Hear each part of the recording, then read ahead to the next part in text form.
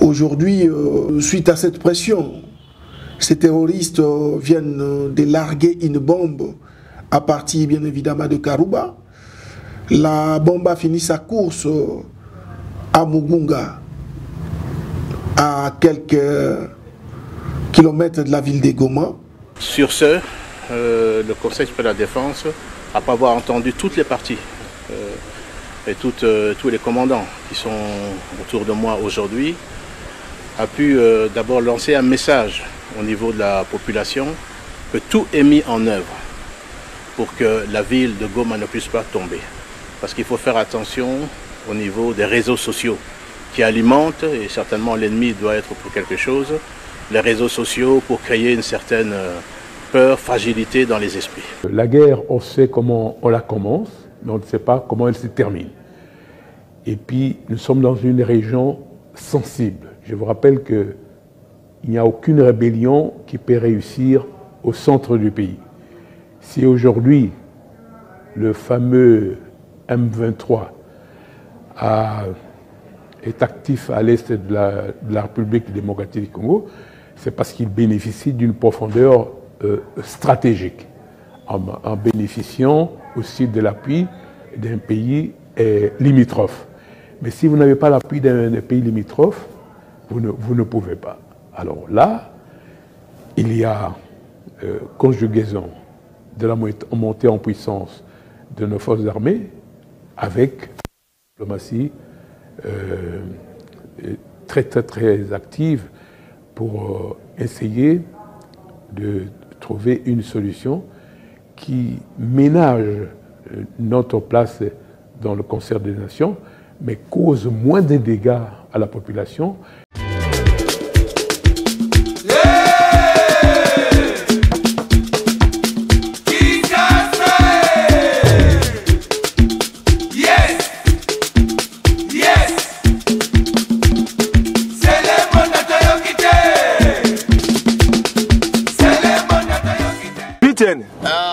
Omeli boni ne sali oboye. Ah, na meli zododo. Omeli zododo putain. Na mela ngo. Omela ngo.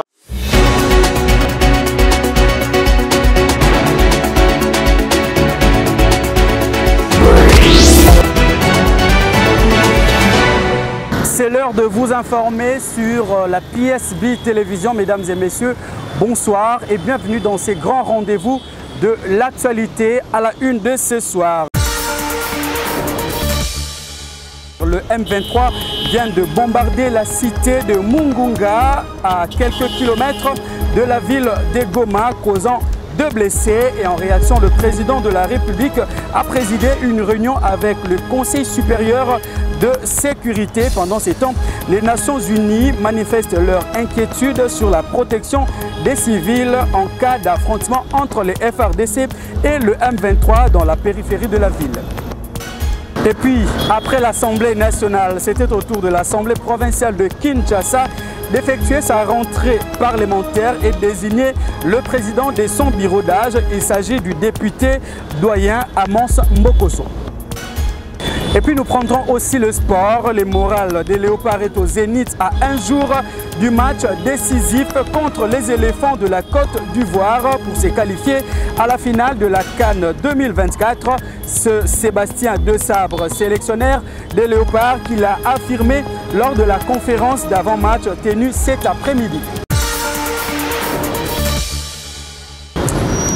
Merci de nous rester fidèles. Je l'ai dit dans le titre, la situation sécuritaire à l'est de l'RDC demeure très préoccupante. Le M23 venait de larguer une bombe en direction de Goma, chef-lieu de la province du Nord Kivu. Aucune perte en vies humaines n'a été signalée jusque-là. Cependant, les autorités appellent la population au calme et surtout à la vigilance. Écoutons à ce propos le lieutenant-colonel Guillaume Njik Kaiko. Il est le porte-parole militaire de l'armée dans la région. Les forces armées de la République démocratique du Congo s'attellent à mettre hors d'état de nuire les terroristes de l'armée rwandaise et du M23 sur les collines de Mure et de Karouba. Et aujourd'hui, suite à cette pression, ces terroristes viennent de larguer une bombe à partir bien évidemment de Karouba. La bombe a fini sa course à Mugunga, à quelques kilomètres de la ville de Goma, causant ainsi des dégâts matériels et humains. Parlant justement des dégâts, nous vous informons que 2 personnes ont été blessées et que des maisons ont été totalement endommagées. Les 2 personnes blessées sont déjà prises en charge. Et d'ailleurs, c'est ici aussi le lieu de vous informer que les 2 personnes viennent d'avoir la visite du gouverneur militaire de province, le général-major Chirimwami Kuba Peter, qui les a assistés. Voilà donc la situation qui s'est passée aujourd'hui en ville de Goma. Mais qu'à cela ne tienne, les forces armées de la République démocratique du Congo continuent à faire reculer l'ennemi. Et à notre population, nous demandons de garder le calme, car son armée est en train de mettre tout en œuvre, alors tout en œuvre pour ramener l'ennemi d'où il est venu. Et pour faire face justement à cette énième provocation de l'armée rwandaise et ses alliés, le président de la République, Félix-Antoine Tshisekedi Tshilombo, a réuni autour de lui les conseils supérieurs de sécurité. Au sortir de cette réunion stratégique, le vice-premier ministre, ministre de la Défense nationale, Jean-Pierre Bemba Gombo, a rassuré que tout est mis en œuvre pour que Goma ne tombe pas entre les mains des ennemis. On l'écoute. Le Conseil supérieur de la Défense, qui s'est réuni autour du commandant suprême des forces armées et de la police nationale, président de la République, a porté essentiellement sur les questions sécuritaires au niveau général du pays et particulièrement la situation qui prévaut au niveau du Nord Kivu. Là-dessus, un tour d'horizon a eu lieu sur des questions spécifiques militaires et opérationnelles qui se déroulent sur le théâtre des opérations au niveau de l'ensemble du Nord Kivu. Sur ce, le Conseil supérieur de la Défense, après avoir entendu toutes les parties et tous les commandants qui sont autour de moi aujourd'hui, a pu d'abord lancer un message au niveau de la population que tout est mis en œuvre pour que la ville de Goma ne puisse pas tomber. Parce qu'il faut faire attention au niveau des réseaux sociaux qui alimentent, et certainement l'ennemi doit être pour quelque chose, les réseaux sociaux pour créer une certaine peur, fragilité dans les esprits. Tout est mis en œuvre sur la défense de la ville de Goma. Deuxièmement, en ce qui concerne les différentes localités qui sont occupées par les forces rwandaises, également l'ensemble des forces armées sont en train de mettre tout en œuvre également pour pouvoir récupérer toutes ces localités occupées par les forces rwandaises. Et ça, le commandant suprême est très ferme là-dessus. Il a demandé que l'ensemble des dispositifs puissent être pris à ce sujet. En ce qui concerne également la question des réseaux sociaux, comme je le disais, je demande à la population de vraiment faire très attention. Parce que nous voyons des militaires qui sont en train de s'exprimer, nous voyons des audios qui sont en train de circuler. Attention, attention, ce n'est pas la réalité. Les forces armées sont en train de faire un travail extraordinaire. Peut-être que nous ne le disons pas assez, mais vous devez savoir que l'ennemi subit d'énormes pertes également sur le territoire. Enfin, le Conseil supérieur de la Défense a demandé au commandant suprême, au chef de l'État, de pouvoir lever le moratoire sur la peine capitale en ce qui concerne les questions de traîtrise au sein des forces de défense et de sécurité. Voici les questions principales qui ont été discutées au niveau de ce Conseil supérieur de la Défense autour du chef de l'État, le commandant suprême des forces armées et de la police nationale.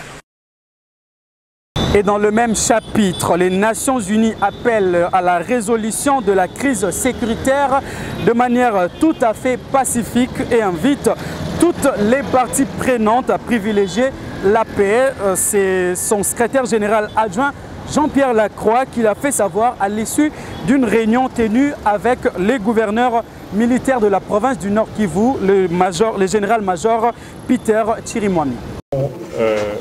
S'agissant de ce qui se passe en République démocratique du Congo, continue d'être extrêmement élevé et que nous sommes absolument déterminés à non seulement continuer mais à intensifier le travail. Il y a, je crois, une situation qui est préoccupante, notamment au Nord Kivu, notamment à Goma. Nous avons parlé avec monsieur le gouverneur du travail en commun, notamment de la coordination avec les FARDC, de la nécessaire coordination aussi avec les autres acteurs, notamment la force de la SADC qui est en cours de déploiement, et souligner le fait que cette coordination était plus importante que jamais, d'autant plus que nous sommes engagés dans des opérations, notamment celles visant à protéger la région de Goma, avec un déploiement, un dispositif très important qui est sur place, et qui est encore une fois un dispositif conjoint avec les FARDC. Après, il y a la situation des civils, et ce que nous faisons, c'est aussi pour faire en sorte que le plus de protection soit donné aux populations civiles et que l'aide humanitaire puisse être fournie à ceux qui en ont besoin. Alors, certes, il y a un plan de désengagement qui a été négocié avec les autorités congolaises. Je rappelle que le désengagement de la MONUSCO est une demande des autorités congolaises.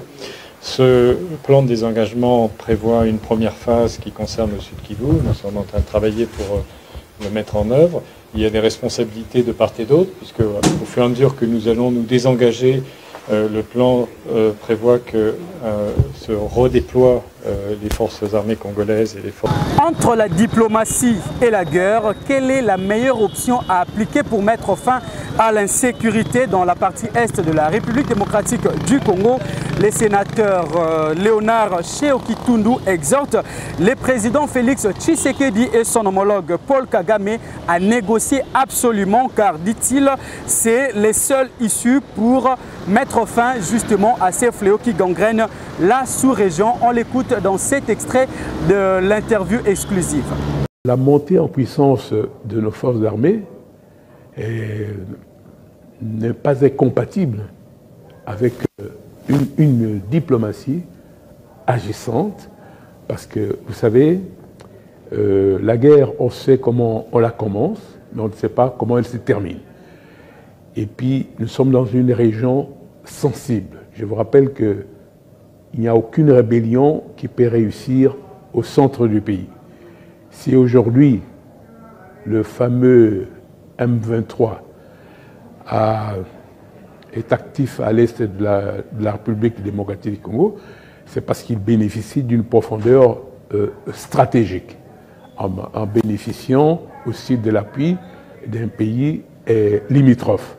Mais si vous n'avez pas l'appui d'un pays limitrophe, vous ne pouvez pas. Alors là, il y a conjugaison de la montée en puissance de nos forces armées avec une diplomatie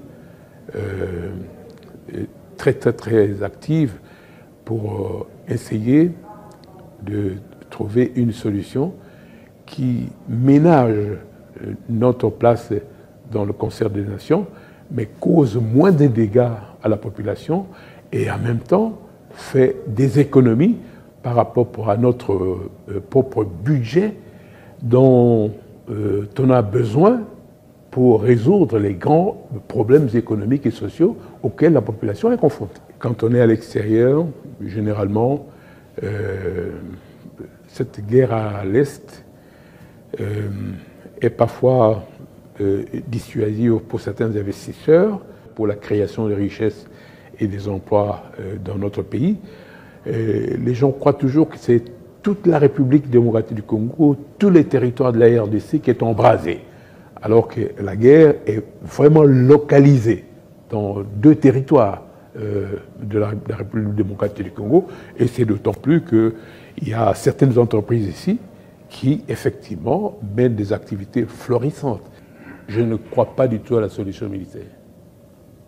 Il faut absolument une solution diplomatique. Le Rwanda, on ne va pas le déplacer. Le Rwanda sera toujours là. Aujourd'hui, si vous allez à Goma, mais les gens ils vont au Rwanda et les Rwandais entrent en République démocratique du Congo alors qu'on n'a pas de relations diplomatiques. La meilleure façon de régler leurs problèmes, c'est un tête-à-tête Félix Tshisekedi et Kagame. Comprenez? Ils ne peuvent pas non plus s'éviter, non. Un jour ou l'autre, il faut qu'ils se retrouvent ensemble pour régler ce conflit. Et c'est tout. Parce que si on règle ce conflit, on va résoudre beaucoup de problèmes. Une majeure partie du budget de l'État est consacrée à l'armée. Donc ce sont des dépenses extra-budgétaires. Alors, tu vois, tant qu'on n'a pas réglé ces problèmes, on ne peut pas s'occuper de l'emploi, on ne peut pas s'occuper de la santé, ni de l'école. Alors, c'est une épine considérable.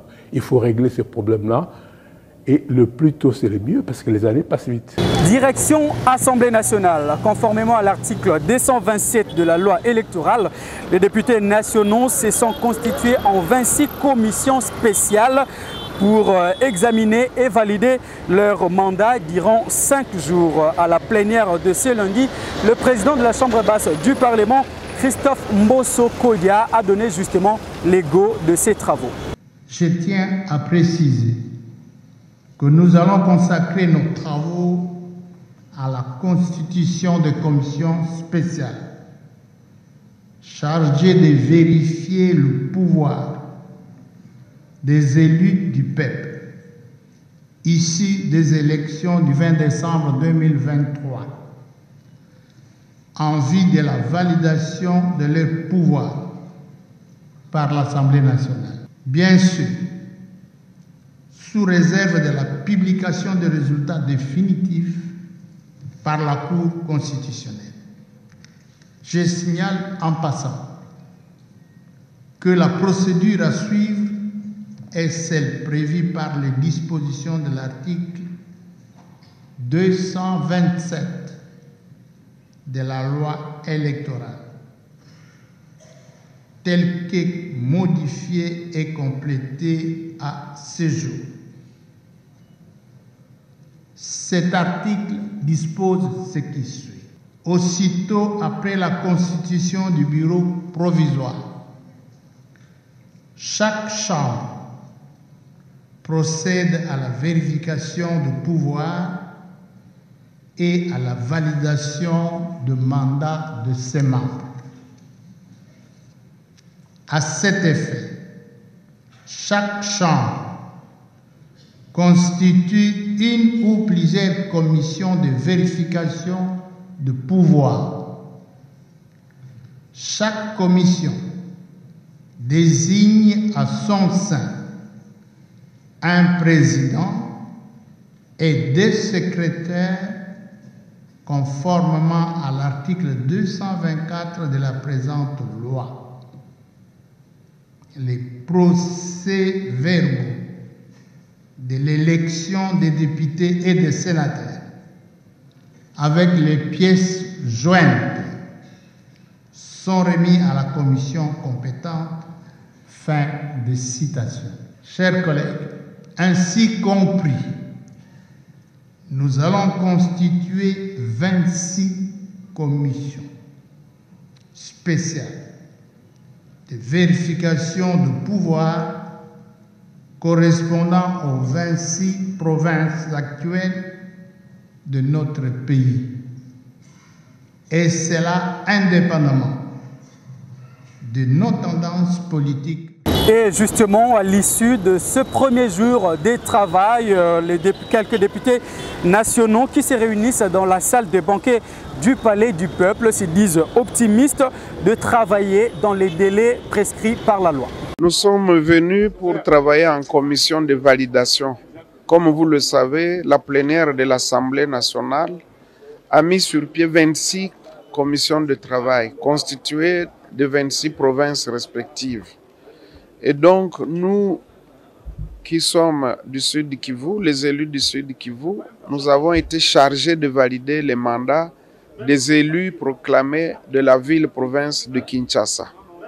Et au jour d'aujourd'hui, nous avons commencé. D'abord, on a constitué le bureau d'âge, constitué du doyen et de 2 cadets. Et après avoir mis en place le bureau d'âge, nous avons commencé à examiner dossier par dossier. Et donc, pour faciliter le travail, nous nous sommes éclatés en 4 sous-commissions, étant entendu que Kinshasa est constitué de 4 circonscriptions. Circonscription de Funa, circonscription de Lukunga, circonscription de Moamba et circonscription de Tchango. Alors, comme nous sommes au nombre de 32 élus du Sud Kivu, 8 vont constituer chaque sous-commission. Et nous avons déjà commencé le travail. Nous avons commencé par le premier dossier et nous allons poursuivre le travail jusqu'à l'épuisement de l'ordre du jour. Le bureau d'âge est constitué de Bahati Lukwebo. Comme doyen, c'est pour vous dire que c'est la jeunesse qui a beaucoup plus eu la confiance de la population. Et 2 cadets, il s'agit de Amini et de Saloum, qui sont donc les 2 cadets de notre commission spéciale de validation des mandats. Bon, nous allons apprécier, nous ce que nous faisons, c'est de travailler d'arrache-pied. Si dans les 5 jours nous terminons, tant mieux. Si on ne termine pas, on verra. En tout cas, si tous les éléments sont mis à notre disposition, je pense que les 5 jours devraient suffire. Nous sommes déjà constitués en un bureau, les doyens d'âge, ainsi 2 rapporteurs en fait qui sont des Benjamins de la sous-commission. Donc il était question justement, comme vous venez de le dire, de valider les mandats des députés et nous étions focalisés spécifiquement pour les députés ayant été élus au Sud Kivu. Donc nous l'avons fait et nous allons continuer demain puisque la séance a été suspendue aujourd'hui. Je crois qu'en 5 jours, on pourra finir le travail. Je le dis, nous sommes des élus du peuple. Nous avons l'obligation de travailler pour l'intérêt supérieur de la nation. Parce qu'en fait, je vous dis toujours, nous avons notre manière de voir les choses, notre dogme qui est le peuple d'abord. C'est-à-dire que nous privilégions l'intérêt supérieur de la nation, mais aussi de notre peuple qui nous a élus aujourd'hui.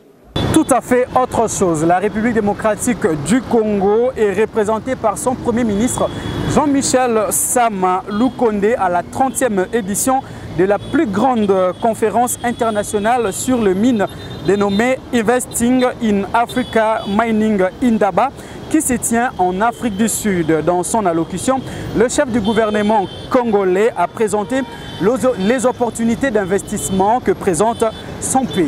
Reportage. Comme il est des coutumes, la République démocratique du Congo prend activement part à la 30e édition du plus grand forum international des mines dénommé Investing in African Mining Indaba, qui vient d'ouvrir ses portes ce lundi 5 février 2024 à Cape Town en Afrique du Sud. En présence du président sud-africain Cyril Ramaphosa, plusieurs autorités africaines et plus de 8000 participants, le Premier ministre Jean-Michel Sama Lukonde, qui conduisait à ses assises une grande délégation RD congolaise, a pris la parole pour dérouler son speech éloquent, mettant en exergue les opportunités d'investissement qu'offre le pays de Félix-Antoine Tshisekedi dans le secteur minier. La vision de la République démocratique du Congo pour tirer parti audacieusement des perturbations positives qui s'annoncent pour un avenir plus radieux de l'industrie minière africaine. Le chef de l'État du pays hôte n'a pas manqué de souligner dans son allocution panafricaine les intérêts et la participation des peuples autochtones dans la chaîne de valeur de l'exploitation minière pour créer un équilibre économique, ce qui constitue justement l'objet de la prise de parole du DG de l'autorité des régulations de la sous-traitance dans le secteur privé, Miguel Katem Kachal, à ce forum minier pour que soit respectée la loi qui régule la sous-traitance derrière chaque investissement en RDC. Ce sera donc ce mardi 6 février dans la salle amphithéâtre de Siti Al-Sisi. Revenons à Kinshasa où les députés provinciaux ont eux aussi répondu présents à la plénière inaugurale de la nouvelle législature et ont procédé à l'installation du bureau d'âge dirigé par le doyen Amos Mbokoso avant la mise en place du bureau définitif. Images et commentaires. Ils étaient venus honorer les rendez-vous solennels de ce lundi 5 février 2024, celui de la première plénière de la session extraordinaire de l'Assemblée provinciale de Kinshasa. Pour le député Pati Mubenga, élu de la circonscription de Kimbantseke et maire élu de la ville de Kinshasa, il est temps de travailler pour le social de la population quinoise. Nous sommes aujourd'hui venus répondre à l'invitation de l'Assemblée provinciale. C'était question de se faire connaître avec les amis et puis mettre en place le bureau provisoire qui va nous conduire durant cette période pour élire les nouveaux dirigeants de l'Assemblée provinciale. Nous sommes tous ici à Kinshasa. Nous voyons comment la population vit.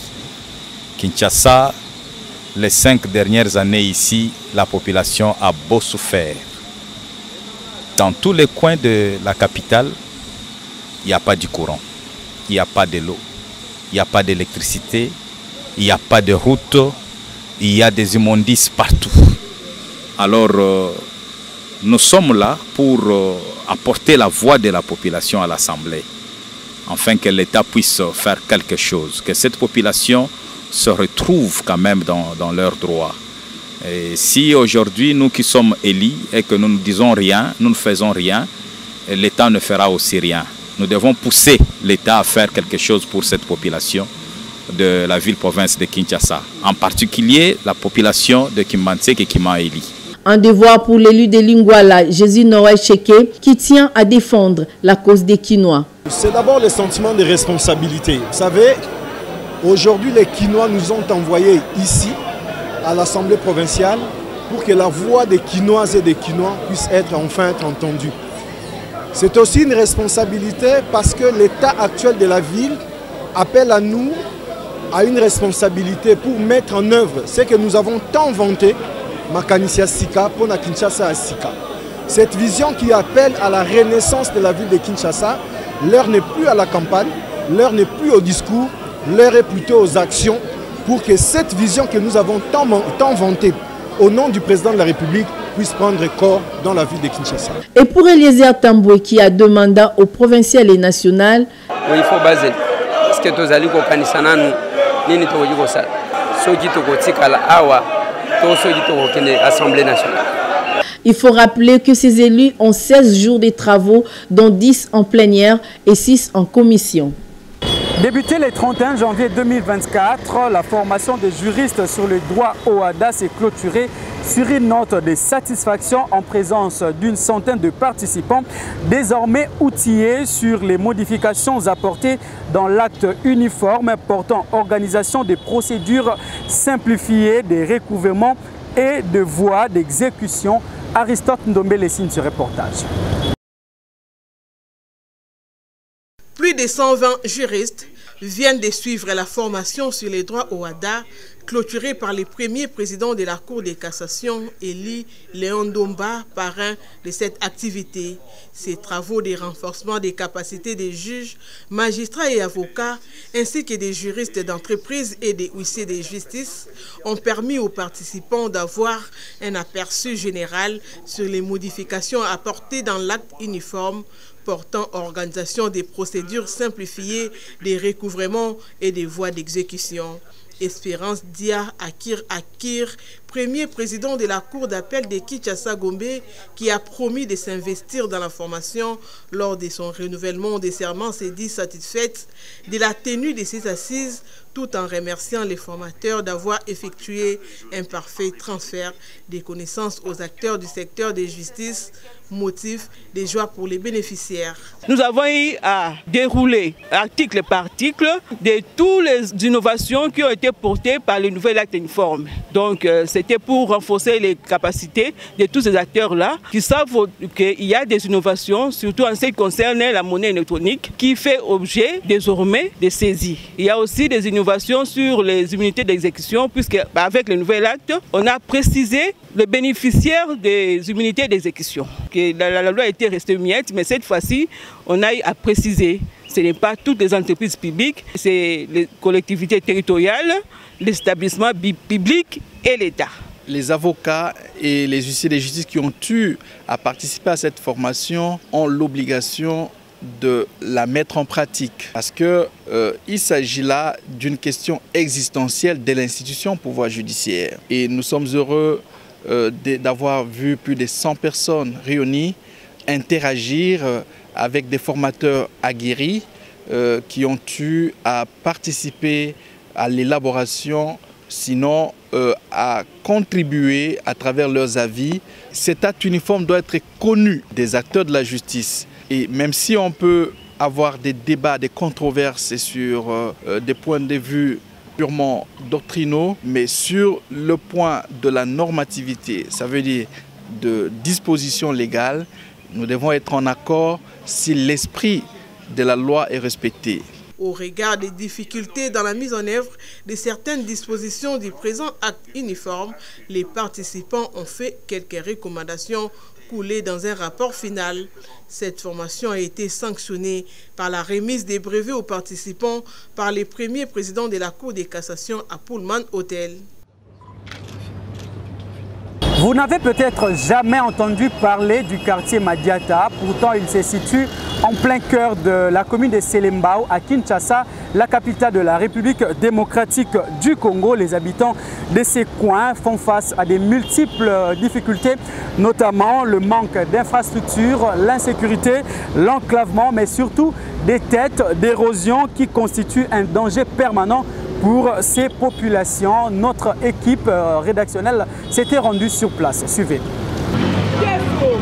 Nous ne sommes pas dans un village reculé à Minembwe ou à Malembankulu. Nous sommes bel et bien à Kinshasa, la capitale de la République démocratique du Congo. Situé dans la commune de Selembao, le quartier Madiata est enclavé et oublié des autorités. Il n'y a ici ni école, ni hôpital, ni poste de police. Les habitants de ces coins vivent miraculeusement dans un ravin à la merci des érosions qui leur guettent au quotidien par manque de canalisation des eaux de pluie qui se déversent depuis la chaussée de la route Matadi.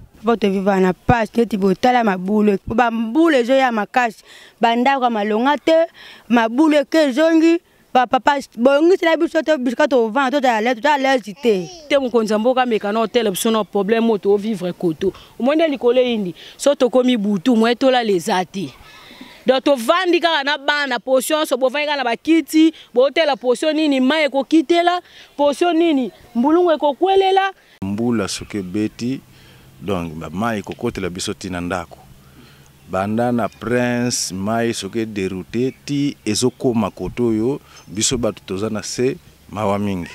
Outre ce problème, le manque d'eau potable, d'électricité et d'infrastructures routières entraîne illico facto l'insécurité. Ah, koto ne visa pas si fort père. Ba mai passe courant passe makamuto za passe pena do talaga ba kotongo non des aleli banini. Kula la route na passe. Matamo boy bat ma bébé ba komoya na basima sima mulili dans tout monde attendant vivre te makamuto za passe. Mai passe to keneka na bangambu kuna to kati ba moto kuna ba transport ba mituka na bana. Ndem so to kena beni, ndem so to tokena ba forest kuna passe vraiment mais la biso passe. Coura passe, si to so vandika ya passe. Ces populations pauvres doivent débourser des sommes colossales et parcourir plusieurs centaines de mètres pour trouver ne serait-ce qu'une goutte d'eau potable. Ndo moni ngabwe na otinde école. Na te secondaire qu'on a changé bilamba au moins beto ko ba 12 heures donc au lukaka donc au sa toujours mai sokola. En plein 21e siècle, la population de Madiata vit comme à l'aube de la création de l'univers. Ils appellent les autorités à voler à leur secours avant que le pire n'arrive. Biso posana biso ezali courant foi bonga. Batie la biso mai et puis batie la biso ba terrasser pour totika ko kundama na sema bulu. Toujours en société, la fabrication des sièges des véhicules est devenue un moyen de vivre pour les jeunes et vieux. À Kinshasa, notre équipe était à la rencontre de ceux qui le fabriquent. C'est un business qui s'est développé autour de cette activité. Les sièges des bus des transports en commun sont fabriqués, exposés et vendus dans plusieurs coins de la capitale. Nous sommes au quartier Kauka dans la commune de Kalamou. Ici, tout est minutieusement fait à la perfection pour le bonheur des acheteurs. Oui, comme à Kiti Boyesenga, d'abord, comme ça, l'encadrement, siège, libéré, formé, encadrement, si on au soudé, la deuxième étape, on a bien garnissage, et là, il y a un tiboy, ah, tu as un garnisseur.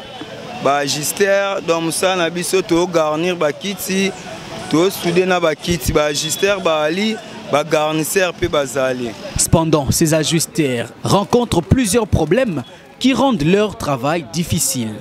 De un to bandana nous na ba cho o to sombaka.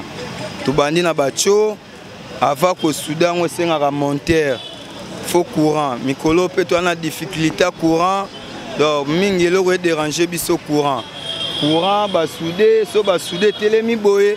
Après biso ajuster toé, mabaye sombami, mousse, col, c'était, tolati sindo monnaie télémi boé. Difficulté à ma casse pour dollar réseau mata. Donc to somba biloko mona o kando mona musala ya mukeo. Écoute biso cher ma casse. Donc dépense ça à soto betele ondi maté. Ce travail qui constitue à la fois un gagne-pain pour des centaines de familles, est aussi un moyen efficace d'encadrement des jeunes désœuvrés. Le temps, on a des problèmes, on a licencié, on a les mains, on finir par métier, parce que le métier est très important pour la jeune.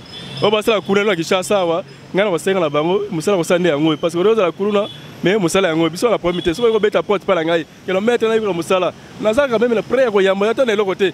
Na koyamo yeba muso pour le fierté la yo na libota na mo sala bar na yo so ka tu yama kamtunio so na dale neya to buna male male petit le bima mutu lobi ko pela témoignage na ko na par rapport ya musala ko former yo. Les secteurs informels à Kinshasa et générateurs des revenus, ils requièrent une attention particulière des autorités du pays pour encourager ces prestataires.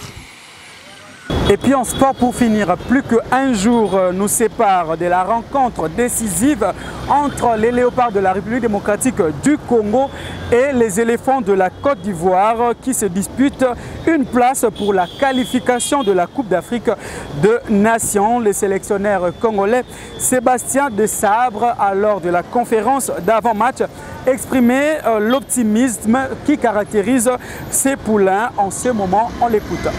On peut s'attendre à ce que nous, en tout cas, on joue crânement notre chance, toujours avec la même optique, c'est-à-dire d'essayer d'être performant dans le match, de faire un bon match de foot, en répétant les principes de jeu qu'on a eu depuis quelques temps de ça. Donc, on peut s'attendre peut-être à un match ouvert parce qu'on aura deux équipes qui vont essayer de jouer. La Guinée est une bonne équipe qui joue bien au ballon. Donc, voilà, mais l'objectif étant toujours le même, c'est de progresser de match en match, de s'améliorer dans nos points forts et d'essayer de réduire nos points faibles. Alors, canne des surprises, je dirais plutôt la canne du travail. C'est-à-dire que sur les équipes qui sont en quart de finale, sincèrement, c'est tous des belles équipes. On pourra en citer l'Afrique du Sud, l'Angola qu'on a affronté nous 2 fois en match amicaux. Pour nous, ça ne nous surprend pas du tout qu'ils soient à ce niveau-là. Ça travaille dans tous les pays, donc ça c'est bien. Ça va tirer le football africain vers le haut. Et puis après, favori contre la Guinée. Non, je dirais qu'on n'est pas favori contre la Guinée. C'est un match qui est assez ouvert contre une très belle équipe avec la Guinée, des joueurs qui jouent dans des bons clubs. Voilà, on aura par contre un plan de jeu bien sûr qui sera fait sur nos forces. On adaptera peut-être en fonction des quelques lacunes qu'on a pu voir s'il y en a, parce que j'ai trouvé vraiment cette équipe de Guinée très complète avec des bons matchs.